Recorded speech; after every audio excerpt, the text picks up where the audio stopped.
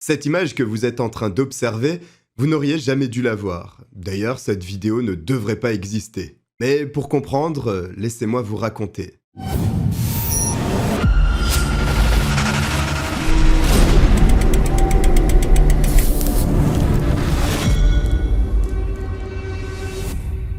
Lorsque nous sommes jeunes, la plupart de nos parents accordent une attention particulière à notre éducation et notamment nos résultats scolaires.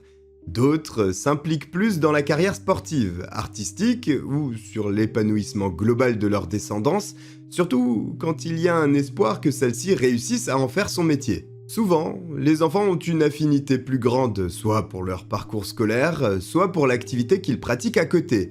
Et puis, il y a des gens comme Lauren McCluskey, qui portent un aussi grand intérêt à l'école qu'au sport. Originaire de Pullman, dans l'état de Washington, elle est une athlète redoutable, doublée d'une excellente élève. D'ailleurs, ses résultats tant sportifs que scolaires lui permettent d'intégrer l'université de l'Utah à Salt Lake City, qui souhaite absolument la recruter afin de l'intégrer dans son équipe d'athlétisme. C'est ainsi qu'elle quitte la maison familiale à Pullman pour s'installer dans la plus grande ville de l'Utah et entamer son cursus universitaire.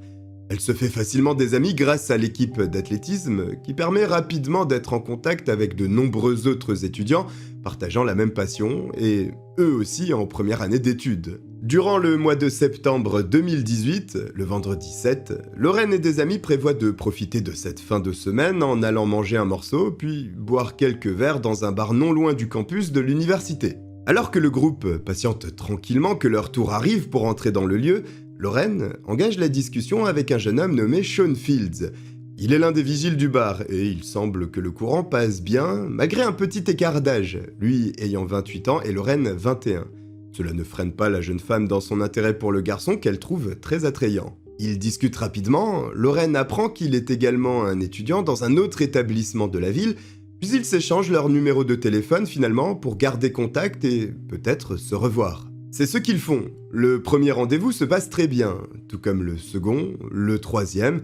Sean est très attentionné. Il offre des petits cadeaux à Lauren qui craque totalement sous toutes ses attentions et lui rend bien avec de l'affection en retour. Au bout du compte, c'est une relation sérieuse qui se développe avec le temps. La jeune femme invite régulièrement son nouveau petit copain dans la chambre qu'elle occupe sur le campus pour passer des moments plus intimes tous les deux. Il arrive également que Lauren prête sa voiture à Sean. C'est une bonne entente entre les deux et ce couple semble démarrer sur de bonnes bases. Mais un bon départ n'est pas nécessairement la garantie d'une alchimie définitive. Certaines attitudes de Sean étonnent Lauren, comme lorsqu'il lui demande de s'habiller d'une certaine manière quand ils sortent avec des amis. Il insiste pour que la jeune femme évite les robes ou les tenues dévoilant ses jambes. Il préfère qu'elle porte un jean et un pull ou un t-shirt. La crainte de voir d'autres personnes admirer la beauté de Lauren semble difficile à accepter pour Sean. Mais si ce n'était que ça, cela pourrait faire l'objet d'une discussion entre le couple. Simplement, le jeune homme est envahissant. Quand Lauren ne l'accompagne pas, Sean l'inonde d'appels téléphoniques pour savoir avec qui elle se trouve, ce qu'elle fait et quand est-ce qu'elle a prévu de rentrer pour le rejoindre. C'est un comportement quelque peu oppressant, surtout lorsque la jeune femme manque un appel. Elle doit dans la foulée se justifier. Bien que cela puisse paraître difficilement supportable vu de l'extérieur, Lauren tente de faire un effort, puisque Sean lui avait annoncé auparavant qu'il avait connu une relation désastreuse, l'ayant conduit à perdre totalement confiance en lui, engendrant ce genre de comportement à l'égard de sa petite amie. Lauren considère que le temps effacera ses petits accros. Elle passe de plus en plus de moments privilégiés avec Sean, ce qui l'écarte doucement de son groupe d'amis, qui remarque bien l'éloignement de la jeune femme. Elle, au contraire, vit sa relation à fond et n'apparaît pas partager le même constat. Pourtant, c'est une réalité, elle s'isole. Si elle n'est pas sur les bancs de la fac ou sur les pistes d'athlétisme, Lauren est avec Sean. Les amis de la jeune femme s'inquiètent tout de même, parce qu'ils voient régulièrement Sean traîner dans les couloirs des chambres universitaires, parfois sans Lauren, comme s'il l'attendait. En plus, il l'avait emmené plusieurs fois au stand de tir pour lui apprendre à se défendre, et prévoyait de lui offrir une arme à feu. Tout ceci est angoissant pour les proches de Lauren, qui préviennent alors l'administration du campus de l'université, qui ne prend pas vraiment au sérieux cette affaire de jalousie maladive. Il ne s'est rien passé en réalité, et Lauren ne s'est pas plaint de l'attitude possessive à l'égard de son petit ami, alors rien ne sera fait. Mais un événement se produit. Tandis que Lorraine et Sean sont ensemble, la jeune femme tombe sur la pièce d'identité de son petit ami, qui n'a jamais eu le réflexe par curiosité de consulter les informations sur les cartes d'identité des autres. On va être honnête, ce qui est principalement observé, c'est la photo. Lorraine consulte donc les renseignements de cette pièce d'identité et constate quelque chose qui la trouble. Son copain n'est pas celui qu'il annonce être. Il ne s'appelle pas Sean Fields. Son véritable nom est Melvin Sean Roland. Il n'est pas âgé de 28 ans non plus, mais de 10 années de plus. Il a 38 ans. Sean a donc menti délibérément en se faisant passer pour une personne qu'il n'était pas auprès de Lorraine. S'il a été capable d'une telle chose, la question en suspens est sur quel autre aspect de sa vie a-t-il dissimulé la vérité ? Il se pourrait tout à fait que le jeune homme possède d'autres secrets bien gardés. Durant les vacances du mois d'octobre, Lorraine décide de rentrer chez elle à Pullman, dans l'état de Washington, pour retrouver sa famille et s'éloigner de tout ce monde de mensonges. C'est aussi à cette occasion qu'elle se confie à l'une de ses plus proches amies à propos de ce qu'elle vient de vivre et à quel point elle est perturbée par ses révélations. Son amie lui propose de se renseigner sur Sean, maintenant qu'elle est au fait qu'il a caché une partie de la vérité. Ainsi, elle pourra comprendre à qui elle a affaire, et avec les renseignements qu'elle a récoltés en consultant sa pièce d'identité, fouiller dans le passé de Sean sera plus simple. Lorraine se lance donc dans des recherches sur son petit ami, et met le doigt sur une information qu'elle n'aurait jamais imaginée et qui la terrifie. En entrant les informations concernant Sean sur internet, Lorraine espère découvrir ses vrais réseaux sociaux, peut-être des images amenant du contexte à toute cette histoire, ou toute autre référence qui pourrait l'éclairer. Elle va trouver, mais rien de tout ça. Lorraine tombe sur une fiche détaillant le profil de son petit ami. Trouver des informations aussi précises n'est pas rassurant, parce que cela signifie que l'on souhaite les transmettre au plus grand nombre. Et la raison derrière ceci est simple. Melvin Sean Roland est un criminel condamné. Plus effrayant encore, si son profil apparaît sur internet, c'est parce qu'il est répertorié sur la liste des délinquants sexuels. Le 19 juillet 2004, le jeune homme a fait l'objet d'une condamnation pour enlèvement sur mineur et agression sexuelle. Pour ces crimes, il a été envoyé en prison durant 9 ans, avant d'être libéré sous condition le 3 septembre 2013. Lorraine a la chair de poule en lisant tous ces détails sur les atrocités commises par celui dont elle s'était rapprochée depuis plus d'1 mois désormais. C'est une véritable trahison, mais aussi une heureuse découverte. Elle aurait pu vivre avec lui dans le mensonge jusqu'à ce qu'un drame se produise. Par chance, elle est tombée sur cette pièce d'identité qui a permis de lever le voile sur les secrets les plus sombres de Sean Roland. C'est donc décidé. À son retour dans l'Utah, elle mettra fin, de la façon la plus subtile possible, à sa relation avec cet individu dont elle ne connaît rien finalement. C'est le mardi 9 octobre que la rupture doit avoir lieu. Lorraine rencontre donc Sean dans sa résidence étudiante. Elle est déterminée à mettre un terme à toute cette histoire, mais c'est sans compter sur l'habileté de Sean à contre-argumenter, mais surtout convaincre. Certes, à nos yeux, il apparaît comme un manipulateur. Seulement, du point de vue de Lorraine, il est un garçon qu'elle apprécie, pour lequel elle éprouve des sentiments. C'est certainement pour cette raison que la jeune femme est ouverte aux explications que son petit ami lui expose. Elle espère peut-être au fond d'elle qu'il y a effectivement une raison valable pour laquelle son profil se retrouve ainsi sur internet. Sean présente de plates excuses à Lorraine à propos de sa fausse identité, qu'il justifie à cause de l'incident pour lequel il se retrouve fiché comme délinquant sexuel. Il enchaîne en disant qu'il y a une quinzaine d'années, il a participé à une fête sur un campus universitaire, durant laquelle il a rencontré une fille, lui ayant menti sur son âge. Elle l'aurait séduit, il aurait succombé, et au bout du compte, cette fille se serait retournée contre lui, conduisant à sa condamnation. Il aurait donc été manipulé, ce qui expliquerait ensuite son comportement étrange avec Lorraine. Il indique également que ces faits se sont déroulés plus d'une décennie auparavant et que depuis, il n'y a plus aucune agression, prouvant qu'il n'est pas un détraqué mais qu'il a bel et bien été piégé. Une version à laquelle Lorraine ne s'attendait pas, elle le croit, et la rupture n'a pas lieu, au contraire, la relation continue. Les amis de la jeune femme, quant à eux, doutent de la véracité des propos de Sean. Il a déjà menti plusieurs fois, pourquoi ces dires seraient vrais à présent ? C'est un très bon cheminement de pensée, au point qu'il réussisse à convaincre Lorraine de mettre un terme à sa relation avec Sean, rien que dans le doute où il mentirait encore et serait donc une personne extrêmement dangereuse à fréquenter. La jeune femme prend une décision définitive, celle d'effectivement rompre avec son petit ami sans l'écouter déblatérer de nouveaux arguments. Entre-temps, elle avait prêté sa voiture à Sean, qui doit le lui rendre le soir même. Lorraine raconte à sa mère toute la situation. Jill n'est pas à l'aise avec cette idée et contacte la police du campus de l'université pour qu'elle assure la protection de sa fille au moment de récupérer son véhicule. Les agents comprennent tout à fait les préoccupations de la maman, d'autant plus lorsqu'elle annonce qu'un délinquant sexuel doit approcher une étudiante. Lorraine, dans la foulée, est appelée pour savoir si elle souhaite être accompagnée lors de l'échange, et la jeune femme accepte l'aide proposée. Le mercredi 10 octobre, en fin de journée, Lorraine rencontre Sean sur un parking de l'université et reprend sa voiture. Tout se déroule dans le calme, chacun repart chez lui et la situation apparaît enfin réglée entre eux.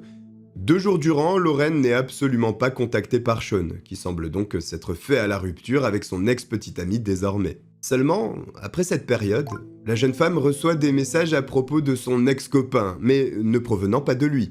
Ce sont des numéros absolument inconnus, lui annonçant que Sean a dû être envoyé d'urgence à l'hôpital où il est décédé. Prise de panique, Lorraine tente tout de même de savoir ce qu'il se passe. Elle envoie des messages à Sean, et celui-ci répond. Manifestement, il n'est pas mort. Pourtant, les messages provenant de ces numéros inconnus continuent d'affluer sur le téléphone de Lorraine pour l'inviter à ses funérailles.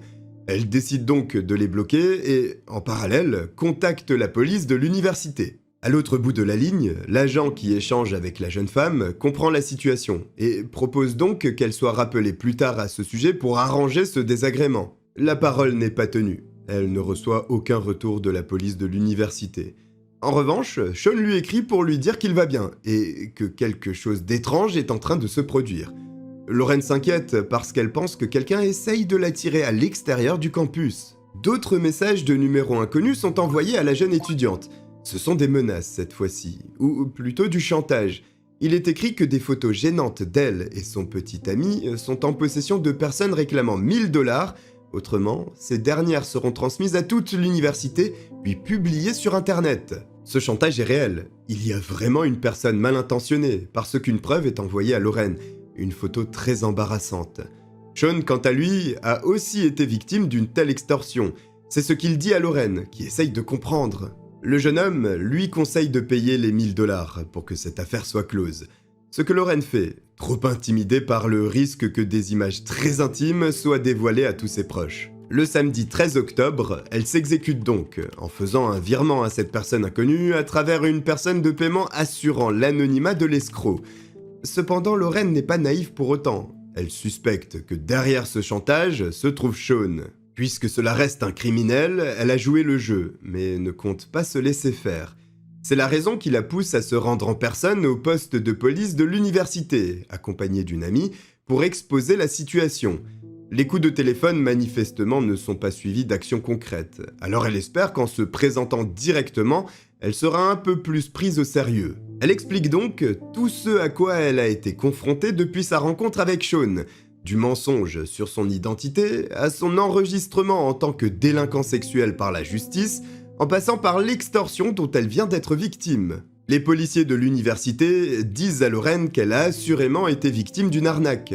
Elle n'est pas en danger comme elle le pense, mais ils prennent le signalement de celle-ci qui espère donc qu'il y aura au moins un approfondissement pour s'assurer de sa sécurité sur le campus. Elle repart donc du poste avec son amie. Ce qu'elle ignore au moment de quitter les lieux, c'est que les agents n'ont pas l'intention d'aller plus loin dans leur investigation. En réalité, ils ne vont même pas chercher à comprendre les événements qui ont été exposés. Pire, afin de justifier ses inquiétudes, Lorraine avait fourni aux policiers, non sans gêne, l'image compromettante envoyée par l'escroc pour montrer que la menace était sérieuse. L'agent de police, Miguel Deras, qui a pris la déposition de Lorraine, a dit à l'un de ses collègues que la photo irait dans sa collection personnelle. De cette façon, il pourrait la contempler quand bon lui semblera. Au-delà d'être un comportement indigne d'une personne devant servir et protéger, cela montre le peu de considération à l'égard de Lorraine et ses préoccupations. La jeune femme le comprend bien quand elle constate qu'elle n'a aucun retour de leur part. Alors elle contacte les services classiques de la police. Au téléphone, il tente de la réorienter vers les services de police de l'université. Mais Lorraine explique que c'est inutile, elle n'a pas de réponse de leur part.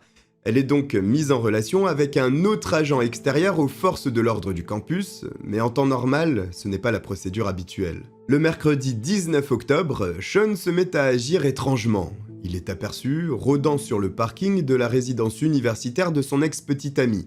Et ce n'est même pas l'attitude de l'homme le plus curieux, c'est son accoutrement.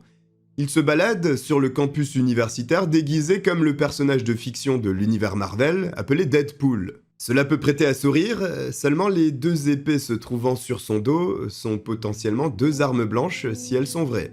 Il semble qu'il tienne aussi un petit sac noir, qui n'est pas vide à l'évidence, mais dont le contenu est inconnu. Sa présence devant la résidence de Lorraine est d'autant plus troublante qu'à peine 1 minute avant que les caméras de vidéosurveillance l'enregistrent se pavanant dans son déguisement, la jeune étudiante venait de passer la porte du bâtiment revenant de sa session d'entraînement. Sean était-il en train de la suivre? Qu'avait-il l'intention de faire?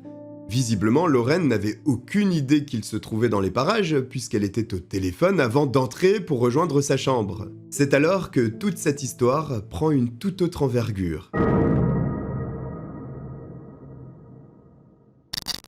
Puisque la police ne s'active pas dans cette affaire, Sean apparaît avoir carte blanche. D'ailleurs, celui-ci écrit à la jeune femme pour lui indiquer qu'il est au fait qu'elle a contacté les autorités. Comment peut-il savoir une telle chose?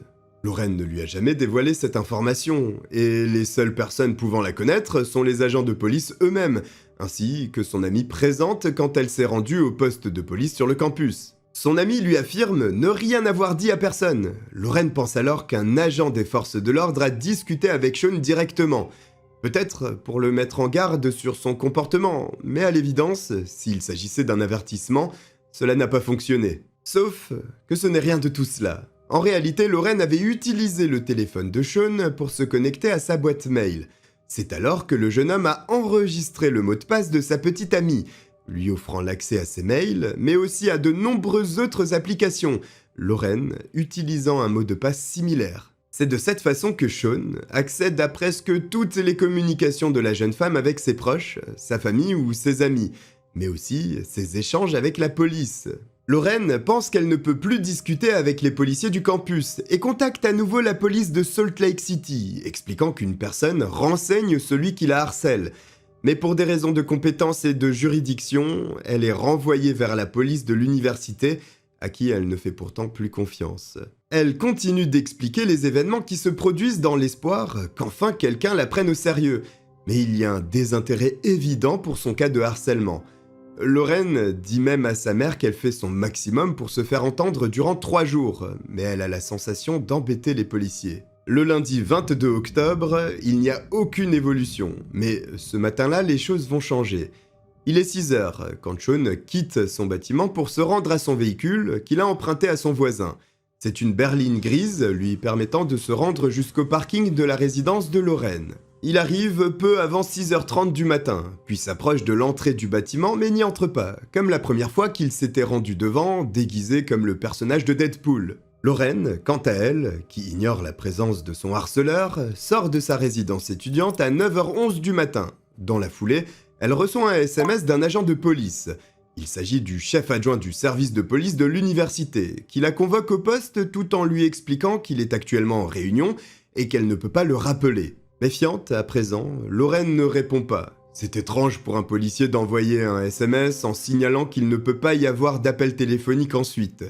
D'autant plus que, ce matin-là, elle a rendez-vous avec un conseiller de l'université, l'aidant à résoudre sa situation avec son ex-petite amie harceleur. Lorraine se présente ce matin au bâtiment où se trouve le conseiller. Quelques minutes plus tard, vers 9h30, elle quitte ce même bâtiment. C'est alors, juste après avoir franchi la porte, que Sean entre à son tour dans l'établissement. Il tient à la main à nouveau un petit sac noir comme la dernière fois. Il semble bien que Sean soit à la recherche de Lorraine. S'il sait qu'elle se trouve dans ce bâtiment à cet horaire, c'est certainement parce qu'il a espionné les conversations de la jeune femme auxquelles il a accès depuis qu'il a dérobé son mot de passe. Cependant, il échoue à la retrouver, la manquant de peu. Il retourne alors à sa résidence, mais la porte lui bloque le passage. Finalement, il réussit à convaincre un groupe de garçons de lui ouvrir, ce que l'un d'eux fait. Comme à son habitude, il manipule les gens. Pour entrer, il a annoncé avoir perdu ses clés. Ensuite, il reste avec le petit groupe à qui il ment en disant qu'il était un ancien des forces spéciales de la marine ayant repris ses études. C'est alors qu'il montre ce qu'il se trouve dans son sac noir. C'est un pistolet, un Beretta. Aucun des unjumps du groupe n'est inquiet qu'une arme leur soit présentée, dans la mesure où Sean a annoncé être un ancien militaire. Ils ont même le droit de manipuler l'arme de poing avant de partir, et donc laisser Sean seul dans le bâtiment. Plus tard dans la journée, Lorraine rentre à sa résidence tout en étant au téléphone avec sa mère. Jill, à l'autre bout de la ligne, discute avec sa fille quand elle entend Lorraine crier plusieurs fois « non », comme si elle était contrainte par quelqu'un. Connaissant le contexte difficile dans lequel se trouve sa fille, la mère reste au téléphone pour comprendre ce qu'il se passe, pendant que son père appelle les secours. Jill ne parvient plus à parler à sa fille. Il y a du bruit en fond, mais soudainement la ligne se coupe. La police lance donc une recherche en signalant un possible enlèvement de la jeune femme, avec la description de Sean étant suspecté d'être à l'origine de ces événements. Durant ce même laps de temps, alors que la police est au téléphone avec le père de Lorraine, détaillant ce que Jill a entendu, une étudiante de l'université appelle aussi la police. Elle dit qu'elle vient de trouver un sac à dos ainsi qu'un téléphone. La police comprend alors que la situation est urgente. Non seulement il y a peut-être un enlèvement, mais une agression pourrait aussi être en cours. Il faut agir et rapidement. Des témoins remontent que des coups de feu ont été tirés. C'est un très mauvais signe. En réalité, Lorraine, alors qu'elle rentrait chez elle, a été agrippée par Sean. Il l'a poussée de force dans le coffre de la voiture grise de son voisin, puis a tiré sur la jeune femme à 7 reprises à bout portant. Après ça, il a tranquillement quitté l'endroit du meurtre pour attendre d'être récupéré par une fille avec qui il avait prévu un rendez-vous galant grâce à une application de rencontre. À présent, il attend tranquillement sur l'un des quais du tramway de Salt Lake City, puis une voiture s'arrête à sa hauteur. Il traverse et monte dans ce second véhicule. Sean et la femme qu'il tente de séduire alors qu'il vient de commettre un meurtre de sang-froid s'en vont pour dîner et passer un moment romantique. Cette situation ressemble à la construction d'un alibi pour le meurtre de Lorraine. En attendant, la police n'a aucune idée de ce qu'il vient de se produire et essaye toujours de comprendre. Une jeune femme a disparu, des coups de feu ont été tirés et les étudiants commencent à paniquer. Et il faut dire qu'il y a un lourd passif aux États-Unis avec les attaques sur les campus. Il n'y a aucune trace de Lorraine. Les équipes cynophiles sont déployées dans la ville pour retrouver la jeune disparue. Ce n'est qu'au bout d'un très long moment que Lorraine est découverte dans le coffre de la voiture grise. Une tentative de réanimation est lancée, mais il est trop tard. Les 7 balles tirées à bout portant n'ont laissé aucune chance à la pauvre victime. Les policiers savent qui est le meurtrier, puisque durant de longs jours et avec insistance, Lorraine a dit que Melvin Sean Roland était un danger pour elle. Aujourd'hui, quand les autorités décident de s'activer, elle se trouve dans le coffre d'une voiture criblée de balles. Pendant ce temps, Sean profite de sa soirée avec une autre fille.